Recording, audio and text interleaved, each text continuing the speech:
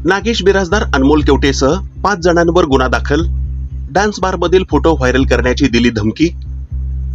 Dance बारमधील photo नकळत काढून ते संस्थेकडे व अन्यत्र व्हायरल करण्याची धमकी देऊन 2 लाख रुपयांची मागणी केल्याबद्दल नागेश बिराजदार, अनमोल केवटेसह 5 जणांविरुद्ध एका प्राध्यापकाने तक्रार दिली आहे.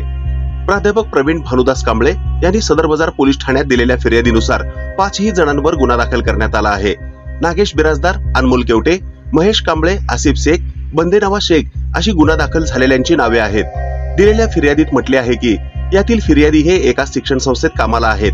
आरोपींनी फिर्यादीचे डान्स बार मधील फोटो आणि व्हिडिओ नकळतपणे काढून ते संस्थेकडे व अन्यत्र व्हायरल करण्याची धमकी देऊन मंद्रुप येथील नमूद 5 जणांनी 11 एप्रिल पासून सोलापुरातील शासकीय विश्रामगृह येथे 2 लाख रुपयांची मागणी केल्याचे फिर्यादीत म्हटले आहे.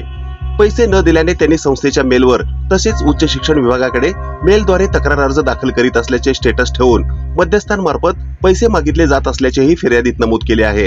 या प्रकरणी 5ही आरोपींविरुद्ध भारतीय दंडविधान कलम 385 अन्वये सदर बाजार पोलीस ठाण्यात गुन्हा दाखल झाला असून अधिक तपास महिला पोलीस फौजदार भट्टे ह्या करीत आहेत.